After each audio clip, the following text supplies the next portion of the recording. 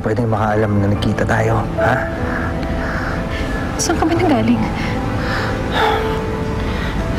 Tinukot ako ng mga tauhan ni Guato. Gusto rin niya akong ipapatay. Inaantay na lang na makalaya ako. Sinabi ko naman sa'yo, di ba? Walang pwedeng masamang mangyari sa akin hanggat kasama kita sa buhay ko. Ayoko malayo sa'yo, Rachel.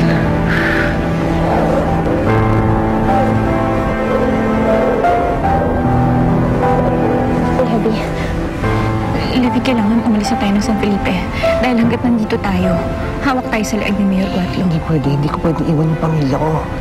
Baka kung anong gawin nila kay Inay. Isama mo sila. Isasama ko rin si Gina at saka si Inay.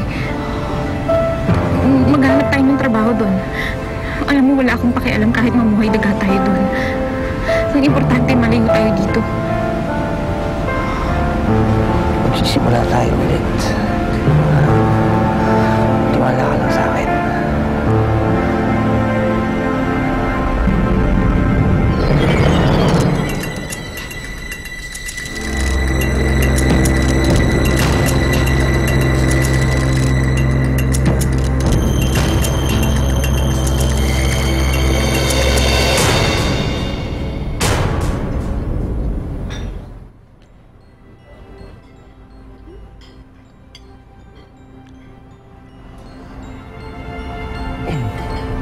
Gina? Sinusundan mo ba ako? Bakit? Gusto mo bang sundan kita? Uy, sumasakay ka na sa mga jokes ko ngayon, ha? Ikaw lang eh. Lagi mo kasi akong inaangasan. Para naman wala tayong pinagsamahan. Pwede ba akong mapunin? Sige, yun naman pala eh.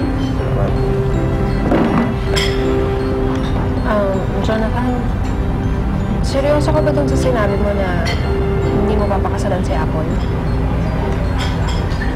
Oo yun. Si Mami lang kasi. Lagi niya akong pinipilit. Pero, ikaw rin yung sinabi ko na iba ang gusto ko at hindi si Apple.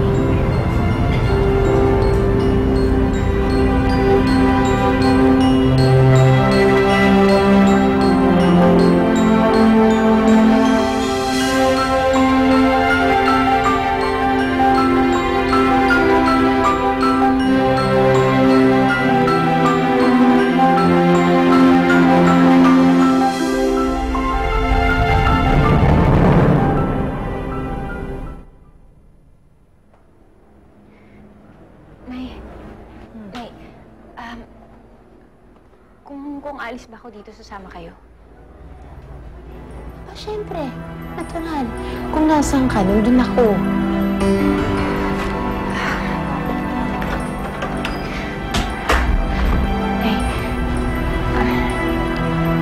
Aalis na tayo ng San Felipe. Hindi na tayo babalik dito. Isusama ko na kayong dalawa ni Gina. Seryoso ka? May huwag kayong maingay, ha? Nagkausap kami ni Levi.